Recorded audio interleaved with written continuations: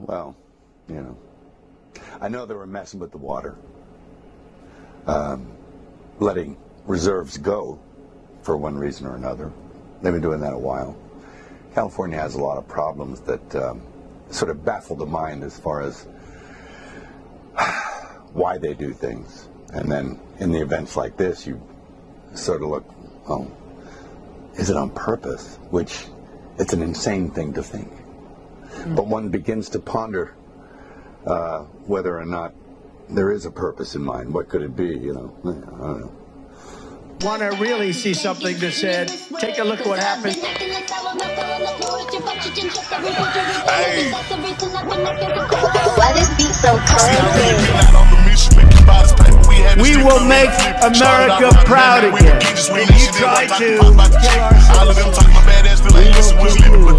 We will make America wealthy again. And yes, together, we will make America great again. Yo boy, shout out to them patriots, my brothers and sisters around the world. I hope everybody is blessed, well, and healthy, and that nothing but the best is going on in all you beautiful people's life. One love to the human race. And that 2025 is off to an amazing start for all you guys. In a lot of places, 2025 is not off to a great start, as you can see. We want to send our prayers, love, and condolences even to California, man. People have lost loved ones. Lives have been devastated. They've lost everything, man. And it is sad. It is heartbreaking. But we want to send our prayers to California. Huge talk right now with Hollywood. Some of y'all would call Holly weird. But tons of people's favorite celebrities, actors who had these big homes down there, $1 million homes, have now burned down to the ground. And one of people's favorites, Mel Gibson, who dropped a huge bombshell yesterday. And I couldn't wait to show you, and day before yesterday, but I couldn't wait to show you this recent one that just took place. And huge shout out and God bless that patriot, Mel Gibson. He was a huge voice for Christians, conservatives, and what he did, exposing the trafficking and the crimes and all the corruption, and which he got canceled from Hollywood. We in that movie, and especially that big movie that just took place year before last, right at the end of 2023, Sound of Freedom. And I encourage everybody to go out and watch that movie if you haven't yet. It's called Sound of Freedom. It exposes a lot of corrupt and sick things, even had the elites stirred up. But Mel Gibson is one of those ones who has lost everything, but it's still worth over $500,000. But he had a beautiful message and even breaks down what he is going through right now. And I want to let you guys know, no amount of money can replace things you hold dear. We live in a temporary time, man. Everything is temporary, And that's why I tell you guys to be a blessing, lift people up, be kind to one another, care for one another. Spread the love. God is love, man. We got to continue to spread that love.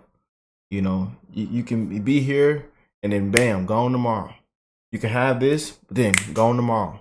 We live everything is temporary, you guys. So we want to send our prayers out to California. And I really, really want you guys to hear this clip. So we're going to jump right into this. But again, there's only a couple real ones left in Hollywood. We can probably count off our hands. You start speaking that truth, I know how that is. But God bless Mel Gibson and his family. We send in our prayers to everybody in California.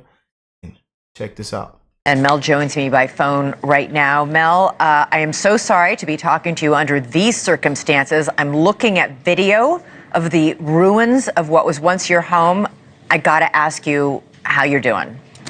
I'm doing good. It's just a thing. But, it is obviously, it's kind of devastating. It's emotional. You live there for a long time and you had all your stuff. You remember George Carlin talking about your stuff? Yeah. I had my stuff there and it's all like, I've been relieved from the burden of my stuff because it's all in cinders. Yeah. Where were you, Mel, when the fire broke out? Gosh, I was in Austin. I was doing the Rogan podcast, and I was kind of ill at ease while we were talking because I knew my neighborhood was on fire. So I thought, I wonder if my place is still there. But when I got home, sure enough, it wasn't there. I went home and I said to myself, well, at least I haven't got any of those pesky plumbing problems anymore. When did you drive up? Did you take this video that we're looking at? Yeah, I was taking some of it. Rose took some, and the chickens survived. It was amazing. That is. Chicken poop, and they were fine. So we gave them some grain and some water, and they're happy and laying eggs and stuff. So there you go. They weren't roast chickens. And where was Rose during all of this? Was she with you in Austin, or? No. We evacuated. See, I left on a plane, and the winds were picking up, and I went to Austin, and of course. While I was gone, whenever I leave town, a fire breaks out. It was the same last month. I mean, it was the same thing. The flames were like 200 yards away from my house. But this time they came from the other direction and really nailed me. And I have never seen a place so perfectly burnt. It is like, it's kind of, you could put it in an urn, Yeah, there is nothing there. What about the rest of the neighborhood, Mel? Your neighbors, the people you've lived next to for quite some time, how did they fare? Yeah, some of the neighbors really got it hard. I know, Ed Harris, the actor who lives down the street, I think his place is gone, and many of my friends up and down the street. And it was kind of random. It wasn't every place, but it was quite a few places. There was a dozen places or so that were just non-existent. I mean, nothing but a chimney and a few roof tiles, and you dare not walk around for the nails and the whole deal. The vehicles were gone, everything. It was